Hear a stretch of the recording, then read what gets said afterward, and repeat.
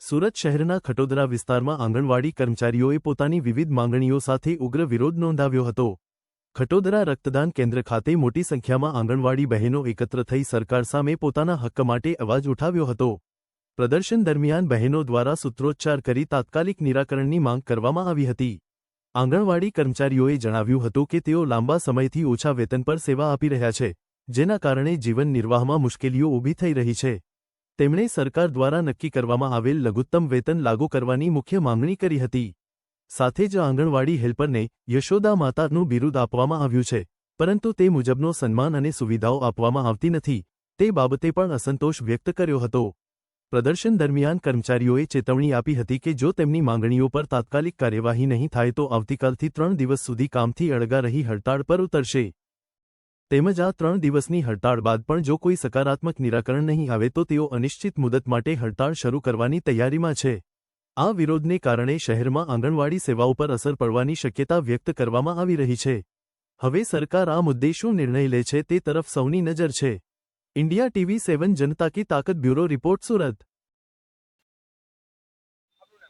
મારું નામ ભાવના સુરતી છે, આંગણવાડી કાર્યકર્તા છું. શું રજૂઆત લઈને અત્યારે વિરોધ કરી રહ્યા છો? અમે અમારા પગારની રજૂઆત કરી રહેલા છે. સરકારે અમને લઘુત્તમ વેતન જે જાહેર કર્યું છે તે અમે સરકાર પાસે એટલી માંગણી કરીએ છીએ કે અમને જે વેતન જાહેર કર્યું તમારું વેતન ચૂકવે.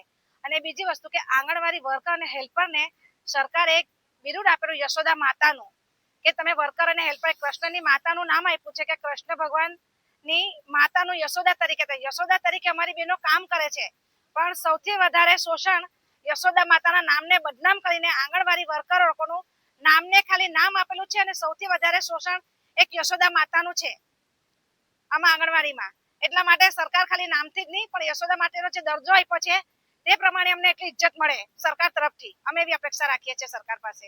કઈ રીતે હવે 3 દિવસનો કાર્યક્રમ છે? 3 દિવસના કાર્યક્રમમાં આજથી અમે 5 તારીખથી અમને મોબાઈલની કામગીરી બંધ હતી. હવે કાલથી અમે 3 દિવસની કામથી અળગાવીને હડતાળનું આયોજન કરેલું છે. અને આગળ 3 દિવસ પછી જો સરકાર અમારી માંગ પૂરી નહીં થશે તો અમે વધારે મુદ્દતની અને વધારે કામથી અળગાવીને અચોક્કસ મુદ્દતની હડતાળમાં અમે મારું નામ સીમાબેન શ્રીમાલવે, ગુજરાત આંગણવાડી કર્મચારી સંગઠનમાં સુરત જિલ્લામાં પ્રવક્તા તરીકે ફરજ બજાવું છું. આજે શું વિરોધ કરી રહ્યા છો?